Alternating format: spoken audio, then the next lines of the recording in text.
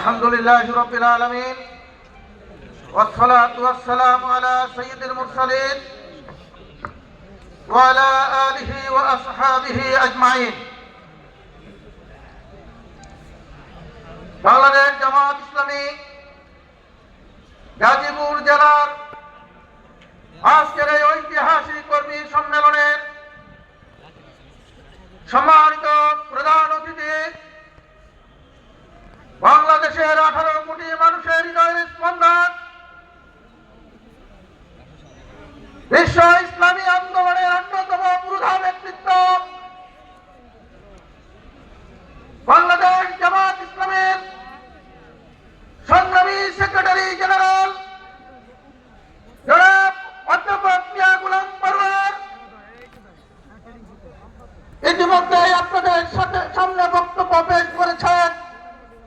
আজকের অনুষ্ঠানের বিশেষ অতিথি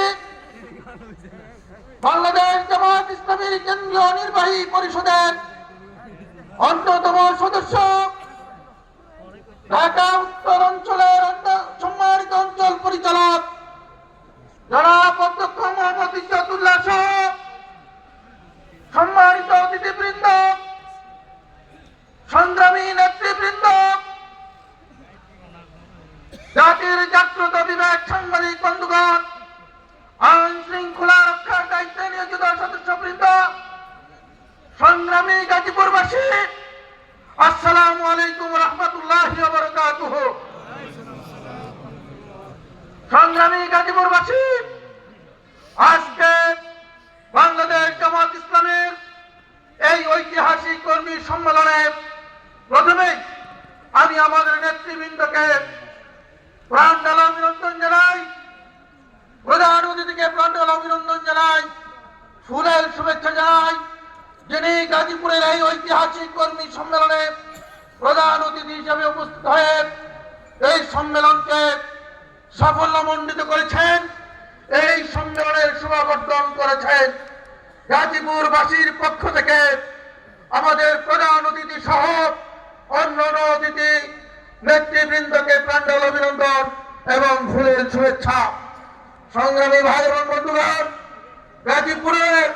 গাজীপুর একটা শিল্পাঞ্চল অধ্যুষিত এলাকা।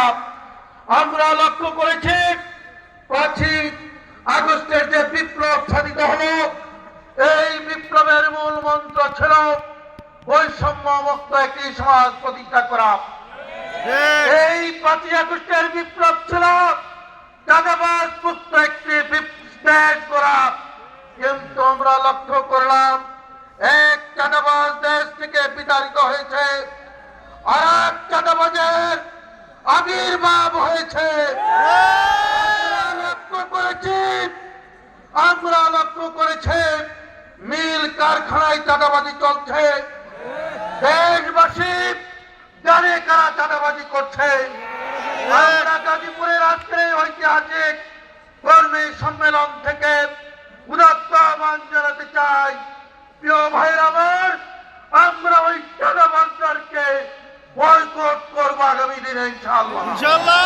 বেশি উৎপাদ যদি করে অতীতে ওই স্বৈরাচারদের মতোই তারাও দেশ থেকে পালানোর সুযোগ পাবে না। আরেকটি সমস্যা আমাদের এই গাজীপুরে, আমাদের অনেক ভূমিহীন ভাইরা সরকারি জায়গায় আজকে যুগ যুগ ধরে বসবাস করছে, শান্তিপূর্ণভাবে বসবাস করছে। আমরা লক্ষ্য করছি রিসেন্টলি তাদের কুচক্রিক পরামর্শে তাদেরকে উচ্ছেদের নামে একটি অস্থিতিশীল পরিবেশ সৃষ্টির পায়তারা করা হচ্ছে। আমরা আজকের এই সমাবেশ থেকে এক তীব্র নিন্দা এবং প্রতিবাদ জানাই। আমরা সরকারের কাছে আহ্বান জানাবো ওই ভূমিহীনদেরকে যেন পুনর্বাসন করা হয়।